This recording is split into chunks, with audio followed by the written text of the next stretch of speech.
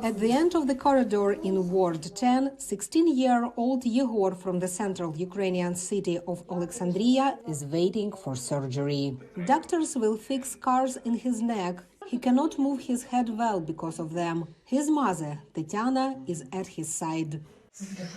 Everything will be fine, my son. Don't worry. Yegor has many tattoos. They partially cover the scars left after an incident 4 years ago. I was 12 years old when I received an electric shock of 27,000 volts. 55% of my body was burned. Yegor couldn't even count how many surgeries he has had.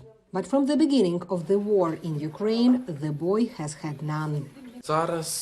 We don't have planned operations in Ukraine now because the war started, and almost all hospitals are filled with military personnel, so there are only emergency surgeries. So when Tatiana heard about the initiative involving American doctor Gennady Fuzailov, she immediately submitted an application. Gennady Fuzailov is the founder of the organization Doctors Collaborating to Help Children. Since 2010, he has been traveling to Ukraine to operate on children with burn injuries for free. This year, because of the war, Dr. Fuzailov found an opportunity to bring his team of 11 specialists to Poland. I'm very proud of my team. These people are very ambitious, productive, great surgeons who practice at Harvard and Michigan Medical School, two leading schools in America, and they took vacations to come here. Surgeon David Brown has been working with Fuzailov for almost 10 years. The work is crucial, he says, because the children's burn injuries require constant new surgeries. Because as they grow, the scars don't grow. And so the scars squeeze and restrict how they can move their arms or use their hands or open their mouths. It's not just about how the scars look, which is terrible, but it's even more important how the child can move their arms and their legs and get around in society.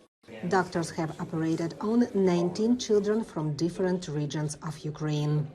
5 to 6 surgeries were performed on each patient, and if it were not such a set of surgeons that we brought, we would not be able to perform such complex operations on the hands, on the suturing of the nerves, tendons. From transportation to housing to food, Dr. Fuzailov's organization paid for everything. The Polish hospital in Lechna was responsible for medical care. We give them access to our operating rooms, to our wards, and we are providing medical staff to take care of the patients in pre-operative and post-operative periods.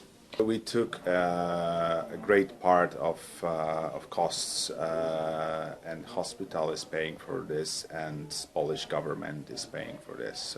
Ukrainian doctors take care of the rehabilitation of young patients after surgery. Plastic surgeon Artem Posunko has treated many of them at a hospital in the Ukrainian city of Dnipro. 4 other Ukrainian doctors traveled to Poland with him. To him, the exchange of expertise is priceless.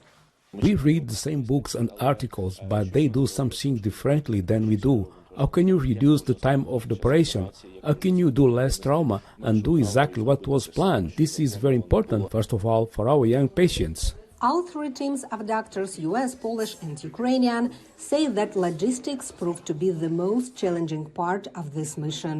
But the process has already been worked out, so all participants hope to perform the operations next year. Lesia Bakalets for VOA News, Lechna, Poland.